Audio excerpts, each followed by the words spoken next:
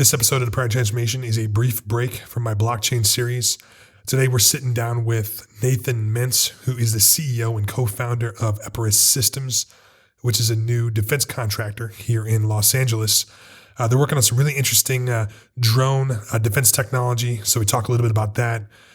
Nathan's a student of history, so we talk a little bit about history as well, which is a lot of fun. We talk about the nature of warfare and how things have changed over the last few years and how the battlefields become more and more complex. We talk about a lot of things in this conversation, including a little bit of stuff about space. So why don't you strap in and enjoy? Let's get started.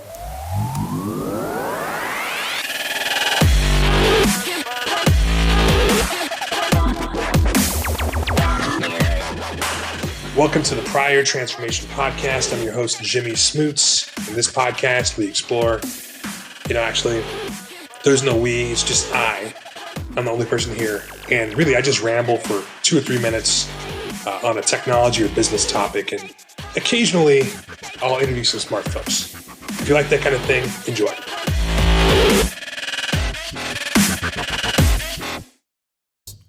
Well, you went all the way to Huntington Gardens? Yeah. It's not that far. It's an hour. It's the one in Pasadena, right? 45 minutes each way. Yeah. Yeah. Do you guys do the tea time? We're members. No. We've done it before, but not this time. Huh. Okay. Yeah. Taking my dad up there for, Father's Day and stuff like that. Okay. It's pretty cool. Of course, they redid it. It used to be that, when you went in there, it was a buffet style. And you just load up with as much as you wanted. And now, they bring it all out and it's prefixed. And, it's kind of a little lame. Lame? Yeah. Well, I mean, it's, if they only bring out one tray per table. And so if you have, 5-6 people, it doesn't go as far as if you have 2 people. So, yeah. It's a fun experience and go have the kids run around the Chinese garden and the Australian garden and, the Japanese garden and all that. And the rose garden. There's just tons of stuff to go see there and, relax and kind of forget about everything. You guys check out the exhibits? Sometimes, we went when they had the Archimedes palimpsest. Mm-hmm. You know what that was? No. So there was a palimpsest is basically a book that an old manuscript that's been washed and then reused for some other purpose. And so they oftentimes would take very old books that were supposedly pagan in origin, and because paper was kind of rare in medieval Europe, they would wash it and then, basically reuse it to print a Bible. So a lot of what we know about ancient texts and stuff actually comes from these fragments where somebody's reading through a Bible in an old abbey or something and goes, wait a second, what's that written in the margins? That doesn't look right. Right. And then they go in and they do some archaeology and stuff, and they're able to extract what was written there. So the Archimedes palimpsest was one of these cases where some monk had washed the pages of one of his manuscripts that also contained several orations from the same periods around the Peloponnesian War, and had reused it for to write a Bible, right? Well, so they found it in the 18th, 19th century and started studying it, and they found that it actually contained proof that Archimedes had discovered many of the fundamental tenets of calculus back in the 4th century. What's his name? The whole idea of Newton and Leibniz, Newton, so 2,000 years before, and he discovered it geometrically because he was looking at derivatives and a lot of the desert island theorem and stuff like that. So how do you know this? Because I saw the exhibit. Oh, really? Yeah. You just retain that information a little bit. Yeah. It's fun stuff. Cool. So that's just antiquities and all that's kind of a passion of mine. It's very interesting to see how things were before and to compare that with the modern day era. And see kind of how humanity hasn't changed that much in 2,500 years. That's really surprising, isn't it? Yeah. Well, it's not surprising at all because we're still, human beings with the same desires and hormones and conflicts and fears and everything. They're just put on a different tapestry of the modern world. So, people's reactions, technology has changed quite a bit. In that time, our systems of government are probably more, rational and stuff, but people are still wired the same way they were back then. for the most part. It's sort of my thought process. I don't know. I mean, I tend to see a degree of that. I think, I think you're right. There is a definite similarity. If you read like some of the old, some of the old works. I'm just thinking of like some of the Stoic stuff. Like Marcus Aurelius, those kind of things. You read it, that stuff still somehow applies. I mean, even things like the Bible. You can read some of that stuff, and it somehow still translates, which is really weird. You wouldn't expect it to because they didn't have Twitter and Facebook. Well, actually, if you're looking for ancient Twitter, that would be the Talmud, because the Talmud is written with rabbis commentating on a piece of particular scripture that was written 3,500 years ago, and they're writing across the centuries and commenting on what each of them wrote. So it's almost like a medieval version of Twitter, where you have Jonah the Prince, Hillel, Rabbi, Ben Eliezer, whatever, and they're all writing 300-400 years apart and providing different commentaries. And then on top of that, you have Rashi and Tosafot and other things that were written 500 to 1,000 years later. So it literally reads like an ancient version of Twitter. It's quite fascinating because they're kind of taking these little thought fragments and tossing them back and forth amongst each other across the ages on a particular topic. Yeah, but I mean, I think the distribution is really, the innovation on Twitter, like the fundamental idea of, saying an idea and having somebody argue with it or prove or deny, whatever, is one thing. But I think the distribution is where the innovation is, where at any point you could pick up your phone and you could see what's on the mind of the president of the United States, Yeah. But what's interesting to me is kind of what you're saying. You're saying that antiquity, fundamentally, humans are humans and we're the same, back then as we are now. That's interesting because now we have the ability to kind of like cycle through different ideas faster, right? Yet those ideas, I guess, never change. That's what's interesting about it, right? So that's kind of a crazy concept. Yeah.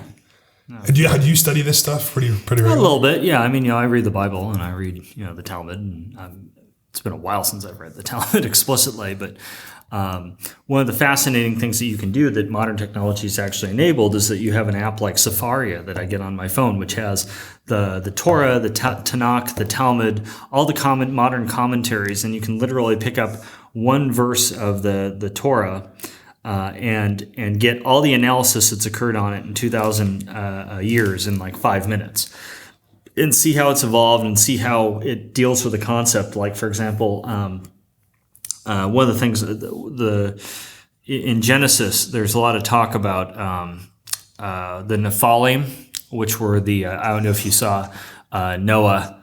The movie with Russell Crowe was sort of crusty angels that were kind of following man around and helping him and stuff. And it says there's this line in there that says, the Nephilim were still with us then. In other words, that God's angels were still there interfacing with man and providing guidance and stuff, and to look at kind of different interpretations of what that means, because it's sort of a strange aside that's in the middle of it. And when you see the translation directly from the Hebrew, it's much more salient that there's that kind of rarity and weirdness versus when you read it from the King James Version, where it's literally been washed from, the Masoretic text to the Septuagint to St. Jerome's Latin Vulgate to the King James Version of the Bible. And so it's gone through 4 different translations across 4 different languages in that time, not to mention across 2,000 years. And so it's not nearly as pure of an interpretation. And so like things that you would see in the, reading through the Hebrew version, you just don't see in King James or Hebrew names or any of the others, because it's just gone through so many translations and editings that's lost a lot of that content. What'd you say the name of that app was? Safaria, Sefaria. I mean, I have it on my phone. And it just gives you, so it'll give you the commentary from. Yeah, so like here, I've got it right here. So see Safaria. And so like if I pull up, it's like this is Deuteronomy 23. Like I'll pull up a verse here that's particularly memorable.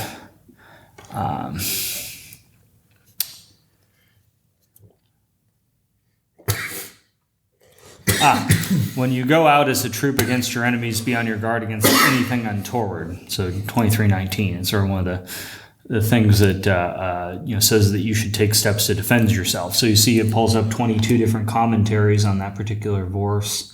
I can pull it up. Some of it there's the Hebrew and English. For those of you guys who can't see, it's actually pretty cool. You should check this app out. Yeah. So does that change your perception of some of these verses? Were there certain passages that you read younger or before this new information was available? And now when you read it, and you read it through the lens of all of these people who have, had multiple different interpretations. So when I wrote a term paper in college on Exodus 22:21, I think it is, it's the abortion verse. And what it basically says is that when two men get in a fight and one of them pushes a woman and she loses, and she's with child and she loses it, then as long as no further disaster occurs, he will pay a fine, right? But if further disaster occurs, he should be put to death, right? And it gets into the whole idea of when does conception occur, and conception, as we know today, is a very modern concept. Back in the day, if you went to the medieval era and stuff, they were a little dubious about this, and there was something called the quickening that would occur, which was kind of like the first kick of the baby, which was when they truly believed that it was, it was there. In fact, the Catholic Church, up until the early 20th century, if you look at the dogma, kind of said the same thing. It only changed as our understanding to a certain extent with our understanding of biology. It was when we suddenly had microscopes and could see things actually growing and see cells and stuff like that this belief of life begins at conception really started to proliferate among Christian faiths. But Jewish faiths never really caught on to that. There's always been this idea that you should choose life, and for your children and your children's children, Ubacharta Chaim, right, is what they said in, I think it's Exodus 25:19, or no, Deuteronomy 25:19, sorry. So they have this idea that, you should always choose life. You should err on the side of life if you err at all.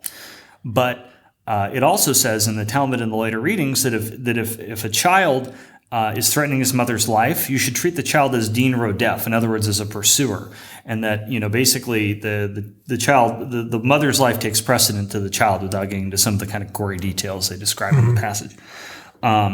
So that's sort of the Jewish view of it versus the Christian view, which has kind of evolved actually to become more conservative in the 20th century than perhaps it was in earlier eras.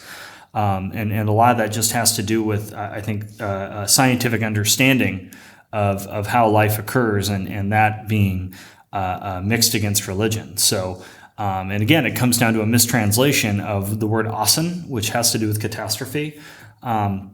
And in the Septuagint, they mistranslated it as to mean something else that was ambiguous. I'm not recalling off the top of my head. I wrote the paper 20 years ago. We'll let you off on this one. Yeah, but all the people that went from the Septuagint eventually came to one set of conclusions, whereas everyone who went from the Masoretic text came to a different set of conclusions. So kind of interesting to see how those things have evolved and how it plays into human nature. I don't know, sort of random. It's actually a very interesting random little tidbit, which is why we're recording it. Yeah. So I don't know. That's probably. I mean, your listeners obviously probably wanted to hear about life in a startup and other interesting things, but. I have to find something intellectually stimulating that doesn't involve balance sheets and roadmaps and trying to make life better for the warfighter and keep people safe to kind of tickle my intellectual interests and help me get back to the core being of what it is to be human. So do you sit at the house with a pipe and read through these massive historical? I actually prefer scotch, although Friday nights we do go down to the boat and do scotch and cigars occasionally. But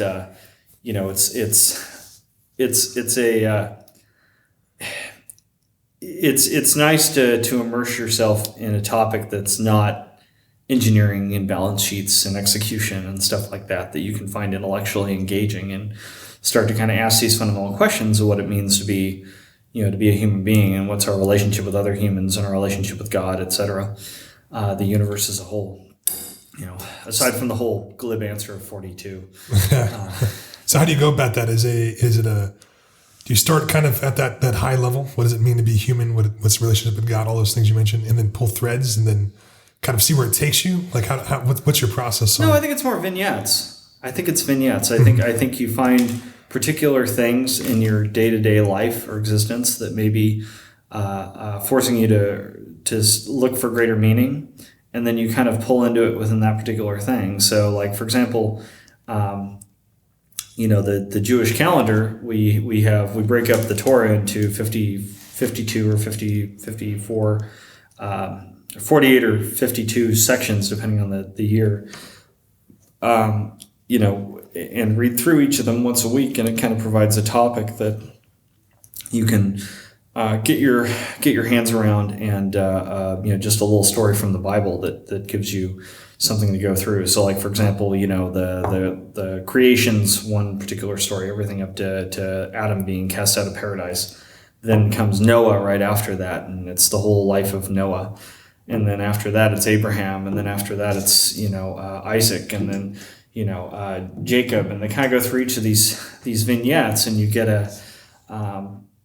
there's different lessons and things that you can kind of pull away from it that sometimes they apply to your life, sometimes they're completely esoteric, and you don't realize what it is until 6 months later, or sometimes many years later. It takes a long time, and the interesting thing is that by reading these same sections and things kind of over and over and over again, each time you come back to them, you're in a different place in your life, so you see them through a different lens, and so you draw a different meaning from them, because it's not that it hasn't changed, you've changed, and so the way that you see things has changed in that time, and so you may draw a new meaning just because fundamentally I'm a different person tomorrow than I was today, right? I am a different person today than I was yesterday, and that's because my experiences from yesterday have been added to me cumulatively, and have changed my perception of the world. And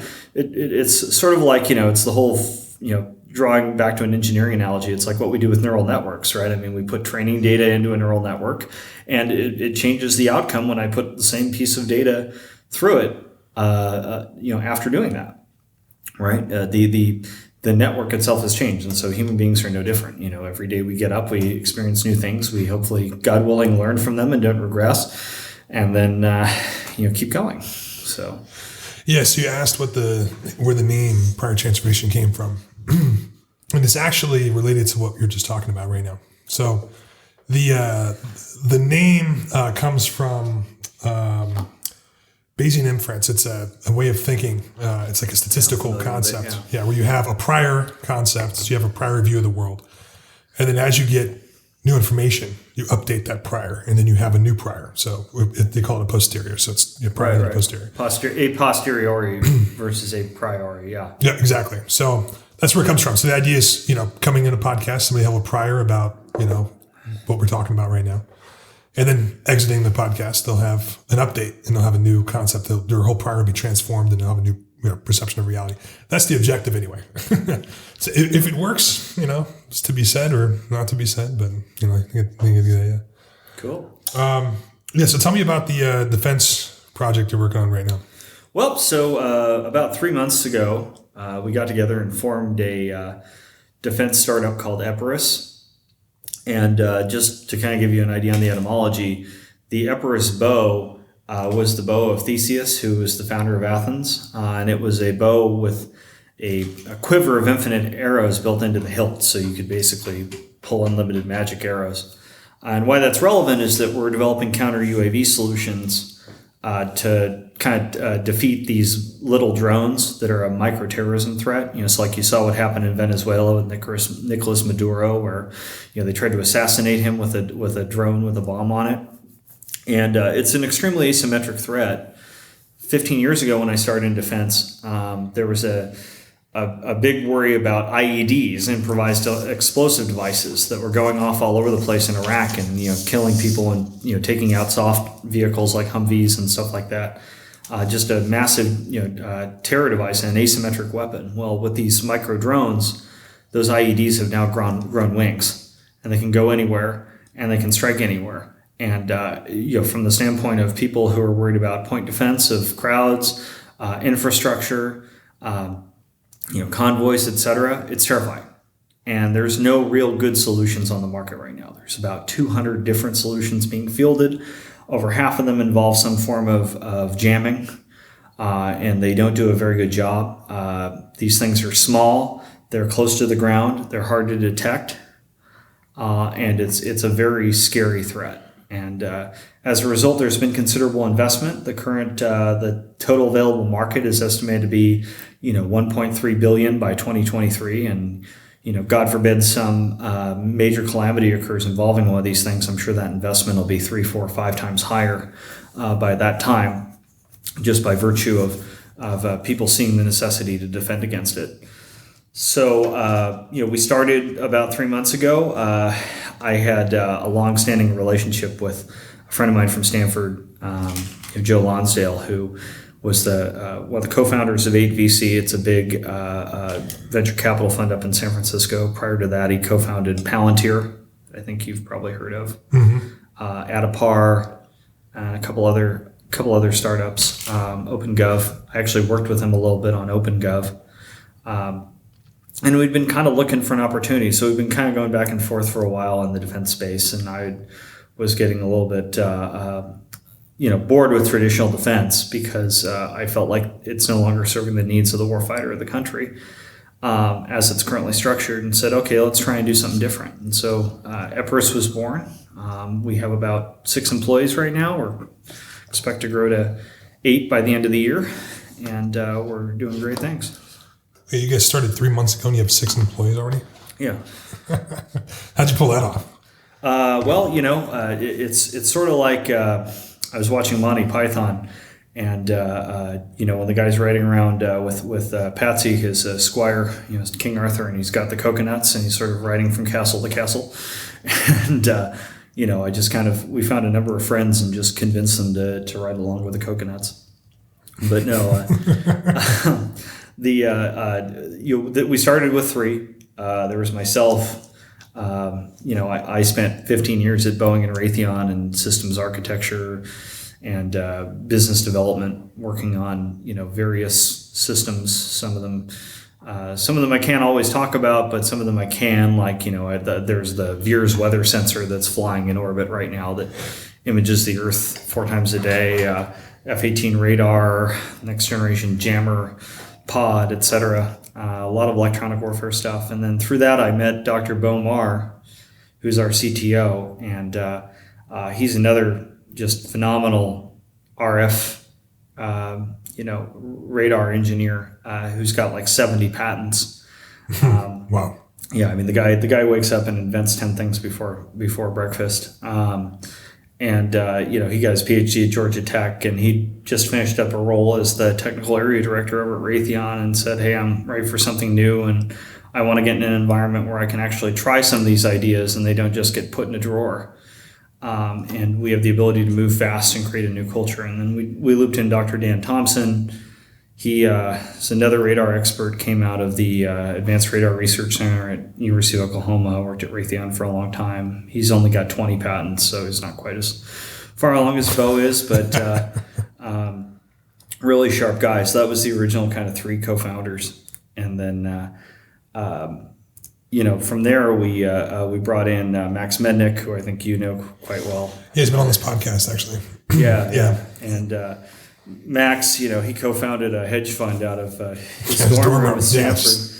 Come on. Just, worked at Google on AI and Weave and, Google Photo and all that stuff. And then got an MBA from UCLA, and he'd been kind of looking for an opportunity. So we brought him in as COO, helped shore up a lot of our processes and infrastructure and build a software team. And then we just brought Ryan Ligon on board, who's our VP of software engineering. And he spent 15 years at Scopely and Blizzard and stuff, designed the physics engine for Tony Hawk. So we want to kind of create a unique culture where we have people with a lot of traditional defense know-how that understand how the industry works but want to change it, and then people coming in from commercial industry who know how to scale quickly, know how to understand minimum viable product and how to get there fast, how to be truly agile in your development, and create that unique blend that can truly turbocharge defense development. Great. And so there's one term that you mentioned when you were talking about the drones, asymmetry. Yeah. I'd love for you to just kind of talk about what that means. So if you look at a traditional battlefield, you think of the 19th century model of warfare where you have, like in the Civil War, where you have thousands of guys line up on one side and they all have rifles, and the other side has thousands of guys that line up. And that's kind of symmetric warfare. There's no, everybody's kind of put in the same in. It's sort of traditional attrition. Asymmetric warfare is taking advantage, you're coming up with very cheap and maybe not necessarily devastating, but terrorizing ways of engaging the enemy and doing harm to them in such a way that you spend $1,000 to build a roadside bomb. If they've got to spend $100 million on jammers to defeat it, you've kind of already won, right? Because you're taking advantage of the fact that the casualties for them are much less intolerable than their appetite to spend.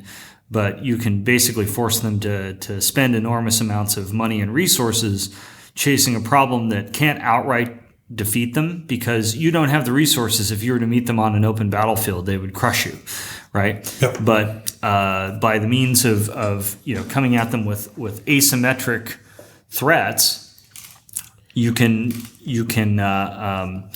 cause them to do demoralize them, cause them to do spend a great deal of resources in order to overcome you.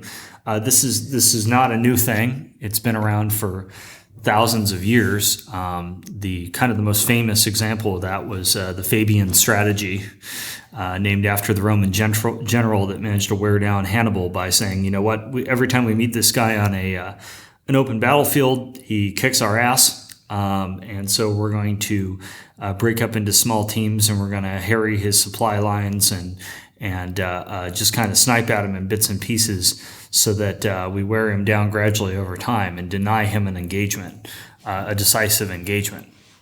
And so that was, Quintus Fabius Maximus during the Second Punic War, I believe, this guy came up with that. And, before that, the Greeks had come up with numerous things. So this has been around for thousands of years. The American Revolution is another prime example of that, where, the Americans were able to, do quite a bit of damage to British supply lines and stuff by refusing to engage in direct engagements most of the time. Because every time they had a direct engagement with the English, they, for the most part, up until the Battle of Saratoga, they ended up retreating. Yeah, it's a resource issue, right? Right. Whoever has the most resources wins in right. direct engagement. So if you don't have the resources, you find ways to beat the enemy in other ways. Right. So how this relates to drones is, I can go to Amazon and I can buy a DJI drone for $400, and I can put a 2-pound bomb on the thing. And your multi-million-dollar radar, if I fly this thing too close to the ground, can't see it. And I can creep around terrain. You can barely hear it coming compared to helicopters or airplanes or other things like that.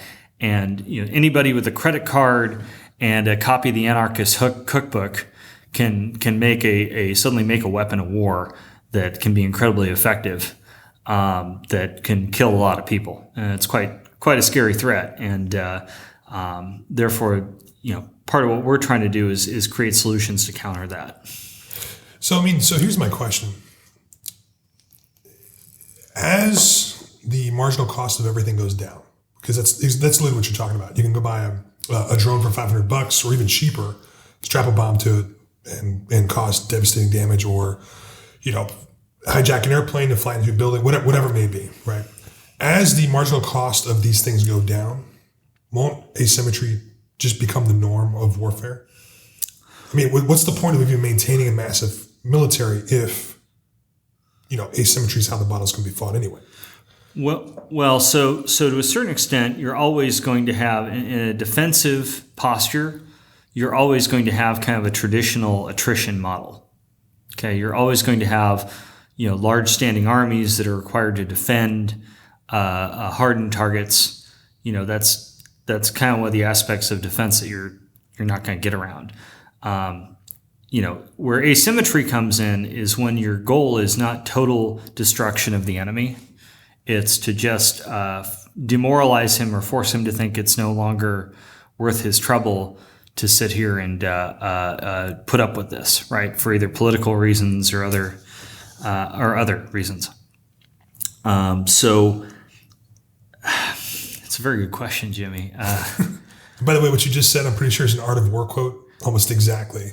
If you can't beat the enemy directly, you find a way to make them not want to fight. And it goes back to Clausewitz. Mm-hmm. And Clausewitz said that war is the extension of politics by other means, and he defined war as having you have both limited war and you have an unlimited war. Unlimited war we saw during World War II, where the Allies literally burned Europe to the ground. Limited war has been the norm throughout much of human history, where I'm willing to wage violence against you, but I'm not willing to. I don't have the stomach to completely devastate you. I'm going to reach some goal and sue for peace. So to a certain extent, terrorism and all these other things are kind of a form of limited warfare. Yep. Al-Qaeda never had the means to completely destroy the United States. Yep. Okay. Although they want to, right? I mean, isn't that their objective? That's what they say, but the reality of it is that if you look at what Osama bin Laden really said, he said his primary goal was to get the infidels out of the Holy Land, which was get them out of Saudi Arabia, right? And they wanted to see restoration of Wahhabism and stuff like that. And I'm by no means a Middle East scholar on this, but that was at least my interpretation of it. So within that respect, terrorists, insurgency groups, etc., it's a perfect weapon. From the standpoint of small arms combat, it's also a perfect weapon because drones can be used much more inexpensively as forward observers and other things like that. Yep. In fact, the Marine Corps is already embedding drone operators with squads today because it's much cheaper for me to send a drone to go look over a hill than send somebody to go look over a hill and report back that might get shot at. Which is great from a life-saving perspective. Yeah, exactly. Yeah. So, and we're seeing the proliferation of these sorts of the Internet of Things coming to the battlefield in lots of different places. You're now, Boston Dynamics is working on, pack mules that'll come along and carry the soldiers' gear. Automated defense systems that kick in, based on certain conditions, so that without the intervention of the soldier, which allow him to multiply, his decision-making ability and more intelligently make courses of action. UAVs, autonomous vehicles, etc. There's the number of devices on the battlefield is now proliferating like never before. And so the nice part of it is that the sort of systems that can be used for counter UAV, particularly our approach, which is based heavily in EMP, can have utility for those countering those other things as well. Because it's not just friendly forces that are building up that sort of infrastructure; it's also enemy forces, adversary forces. I mean, but is there kind of going back to the question, is there a future where I'm trying to figure out the best way to phrase this. Is there a future where all warfare becomes asymmetric, where the attrition style warfare is no longer even required? I guess from a defense perspective, it always will be, like you said. It's like, if you want to defend whatever, let's just say a football field, put up a perimeter, get a bunch of people, to make sure that they're patrolling and all those kind of things. That's the best way to do it. Right. So the defender has the advantage that he's not having to advance. He has the disadvantage that he has to anticipate every possible move by his adversary and be willing to counter it, which requires substantially more forces and is inherently, attrition based. And also very difficult though, as the cost of everything starts to go down, it gets more difficult because if it's UAVs or if it's drones now tomorrow, or it's like you said before, it was IDEs, and now it's drones, and then what's the next step? Like what's the next phase? And and it could be devastating damage caused in each step. And at some point you just never really run out of ideas. I think the big thing is you're seeing more of a push into control systems, into cyber, et cetera. And what's driving that is is the fact that so much of our modern life is dependent on automated processes and stuff that are all run through computers. I mean, can you imagine if every computer went off in this city in 72 hours, people would be starving to death in the streets. Yeah. Yeah. Right. So suddenly those systems become very vulnerable targets. Yeah. And, they require more and more robust defenses and redundancies and things like that to defend them. So I think that you're going to see new planes of combat emerging. So, right now we have there's obviously the physical layer, the guys on the ground. And then, above that you have, kind of naval warfare and should be the guys at the sea and undersea warfare and then airborne, right? Well, now it's extending into the space domain. And why is it extending into the space domain? Well, space is the highest ground, effectively. So, that's your communication nodes that allow those things on the ground to talk to each other. That's your surveillance nodes that give you intelligence about the battlefield and who else is out there. It's your it's potentially, there's lots of things you can do in space, but going beyond that, there's this layer of, okay, well, how do those satellites talk to the ground? How do they communicate? And it's through the electromagnetic spectrum, right? So now you start to see spectrum warfare, as it's called, and spectrum, maneuver warfare. What's called electronic warfare, where people are trying to, dominate and use particular portions of the electromagnetic spectrum in order to more effectively communicate with their forces, to more effectively sense what their forces are up against, etc. And so that's become a battlefield.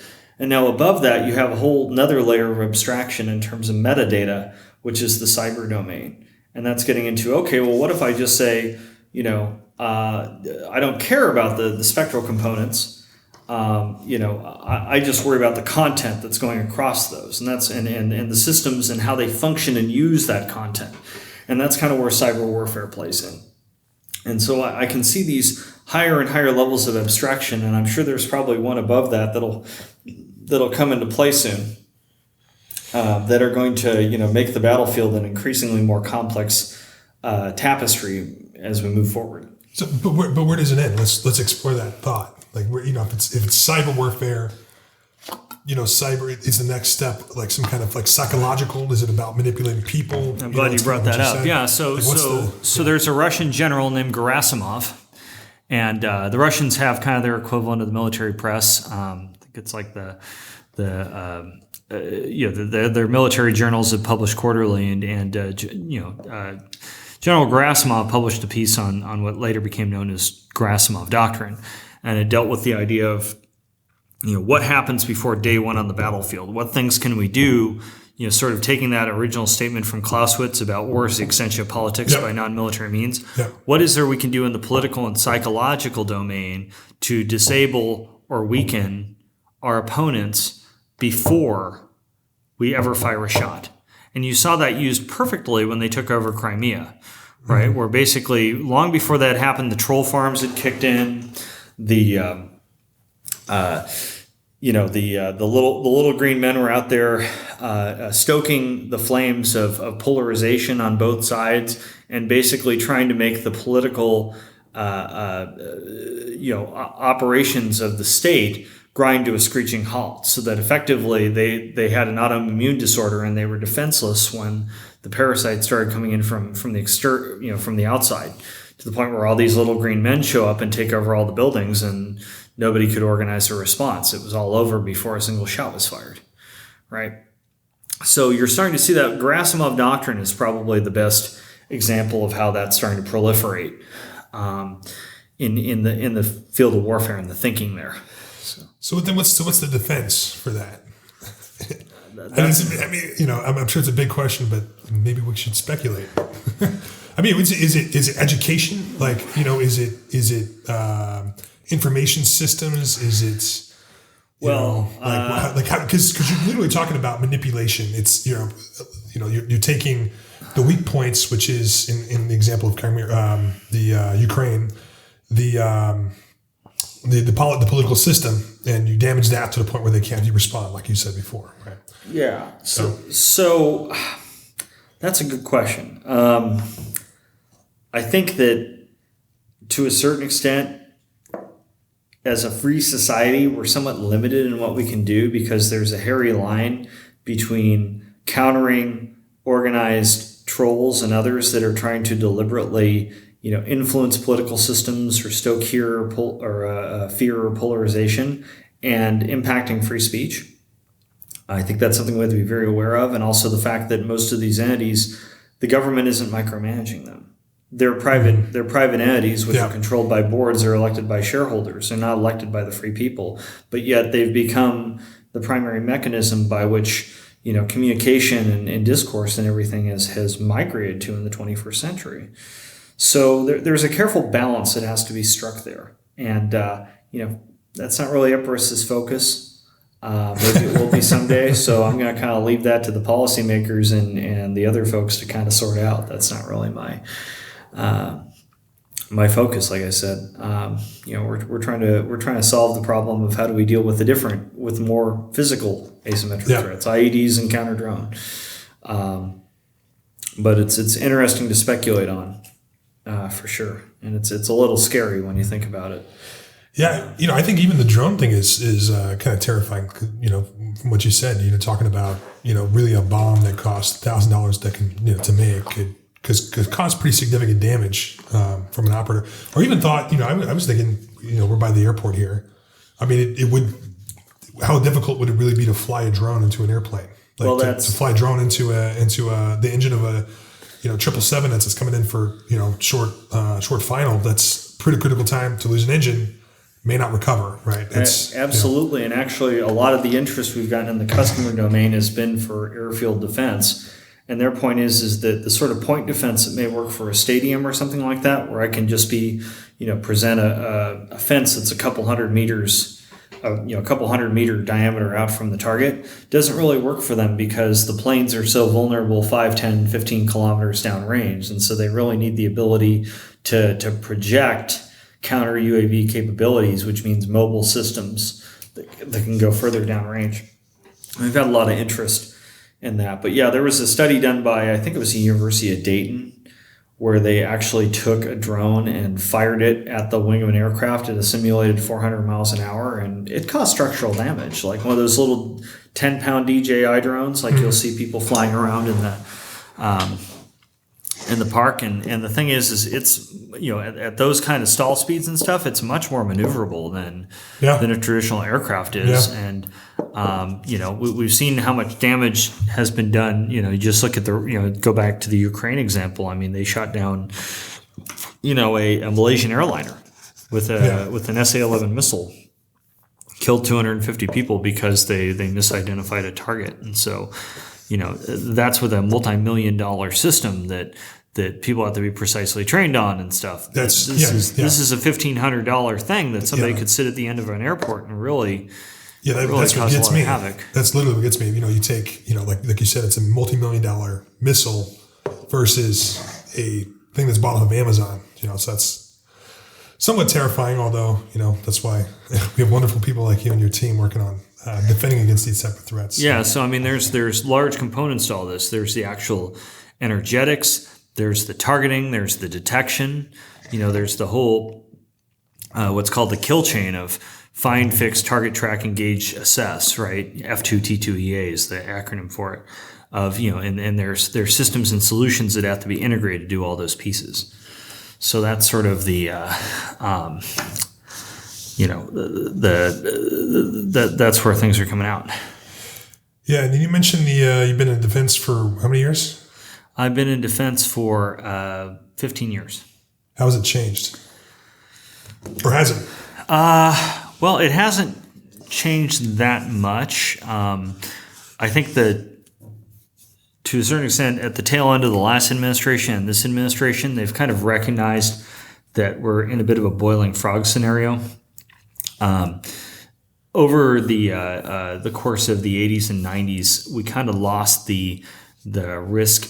The risk posture of defense became much more conservative starting about 30 years ago. Part of that was what happened with NASA, with Challenger, and how that influenced us from a space perspective. Some of that was just all these cost overruns on enormous programs, and the thought that if I make a system that has to work, it therefore has to be very reliable, and more reliable is more expensive, which means that it's this feedback loop of then, it has to, I need even more capability because it takes less time to replace it. And the next thing you know, it takes 30 years to develop a system. And kind of the microcosm of that is, the B-2 bomber, where they only built 21 of them and it cost $50 billion, right? Mm-hmm. And it took 20 years to develop, and the F-35 and so on and so forth. So there was a recognition that with that cycle continuing, it was no longer sustainable, that eventually it was going to get to the point where, the joke was one plane was going to take up the entire acquisition budget. And so they wanted to put things on a more commercial timescale. Sort of the burning platform was that, it takes the U.S., in some respects, 15 years to field a missile right now. Wow. Whereas the Chinese can do it in 4. Well, from specs, yeah. specs to missile and plane. Yeah, and part of it is that their iteration's a lot faster. They take kind of a more clean sheet of paper approach. They're a little more pragmatic. They're not as tied in to the architectural decisions that were made in the past. And they're starting at a newer, cleaner sheet of paper with more advanced tools to begin with, and they've got a larger workforce, right? I mean, what's the overused phrase that the Chinese graduate more engineers in a year than we have in the entire country? So and they're also not afraid culturally to copy. So they, through industrial espionage, steal whatever they can and just try and copy it. And so a lot of the stuff they roll out looks like, hey, that looks a lot like something we built a few years ago. I'm guessing they stole it from us. And, they look at it and say, okay, well, this makes sense, and prove it. Whereas we haven't kind of taken that approach. So trying to create a more agile defense contractor that operates at more of a commercial scale. And, recognizing defense is a little bit different of a business than say, I don't know, social media or something like that. You're using the end user as a guinea pig is a little bit hard. To test out your bugs is a little bit harder when his life depends on your system working. Yeah. But trying to find ways to operate on a more agile timeline with smaller iterations, with more of kind of the mindset of where it makes sense for particular problems. Field something right away, and then try that's better than what you have now, and then improve up to what you want. Rather than taking the approach of I need 100% of it, and I'm willing to wait as long of the capability, and I'm willing to wait as long as I have to get it, which is traditionally what they've done, and driven a lot of programs way over budget and way behind schedule as a result. So, trying to embrace a lot of that commercial mentality. There's new contract vehicles that have come into being in the last couple of years, things like what's called Other Transaction Authority, or OTAs, that are designed to basically say if you come to the Pentagon with a product that they really want to buy, that they'll create a direct contract for you if you've put the investment into it to create it up front. So we're trying to take advantage of that, and just trying to create a different culture that's more focused on, flatter organization, that's more designed to endow people to make decisions and be empowered, rather than getting a lot of things tied up in middle management and stuff like I used to deal with. The big defense primes, unfortunately, because they've grown so risk averse, oftentimes there are way too many chains of people involved in making a decision. And so by the time the right decision's made, oftentimes it's OBE. It's overcome by events. So trying to create a more agile culture that's able to make decisions faster, where people feel empowered to do the right thing, rather than, waiting around. Big bureaucracies tend to breed people that are very risk averse. And a lot of defense contractors and the DoD itself have become very bureaucratic over time.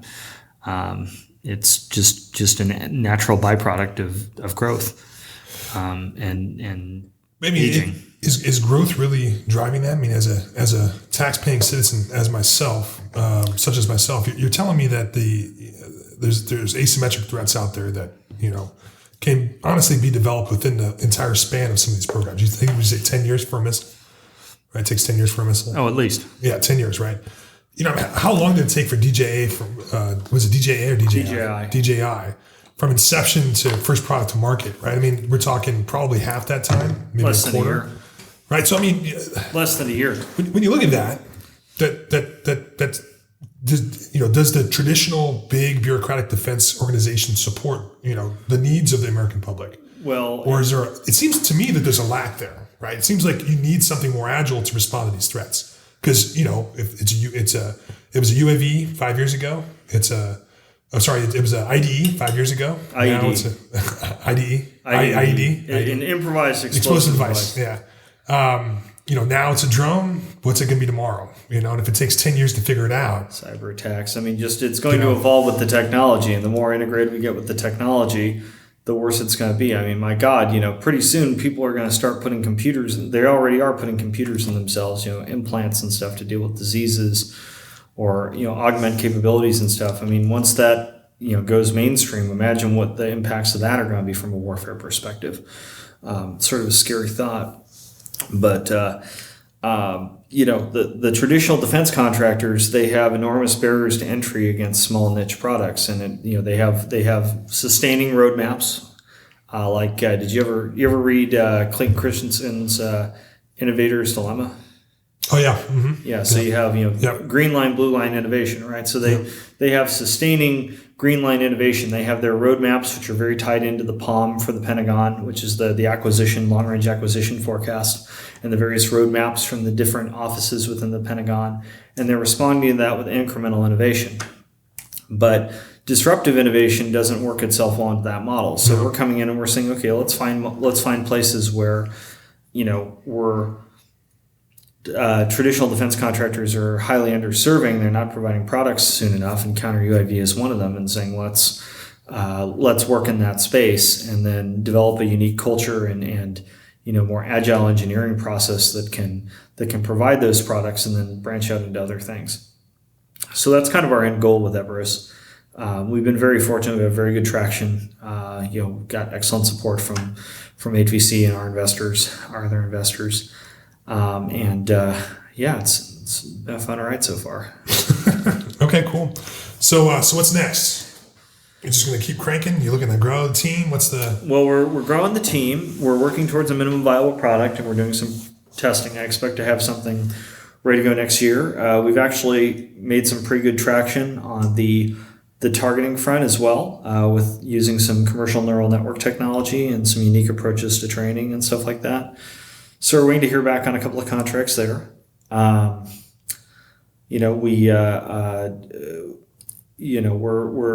obviously growing the team. We're hiring. There's openings on the website, and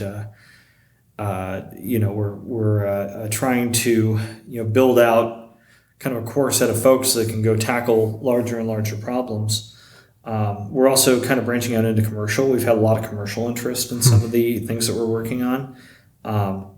So what, like a stadium buying the drone technology? People, for defense for that, but some of our other components also have commercial interest. We've developed some interesting approaches to things like digital beamforming that have some commercial applications that we're in talks and starting to get contracts for. So I won't go too much into that. A lot of that's kind of sensitive, but we have knocked over my water bottle. We're getting very good traction for the number of months we've been going. We just try and get up every day and kick ass.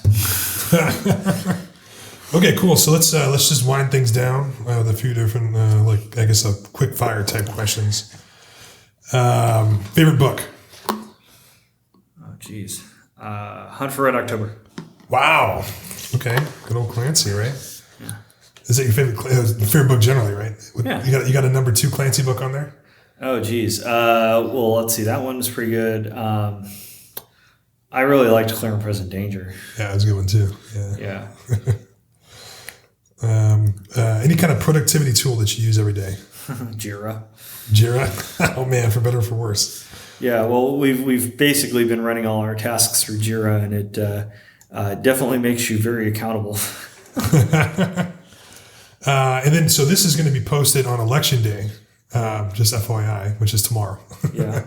So, any recommendation on just, what people can do to stay better informed as a citizen? We didn't get into your political. You ran for. Oh God! That was a whole other conversation. You ran for state assembly. I don't know if I want to touch that rail at this moment in time. But yeah, I was involved at one point, and I got to see how the system really works. And it's kind of funny. People sit there and talk. They bemoan the influence of special interests, but when you get up there and you find out who the special interests are, it's us.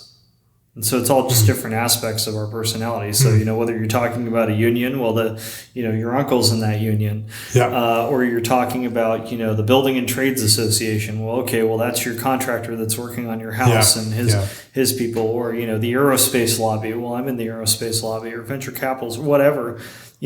Our system is set up to enable people to organize, to lobby for their particular interests. So when people bemoan special interests, they're really bemoaning themselves, and it's a big, messy process.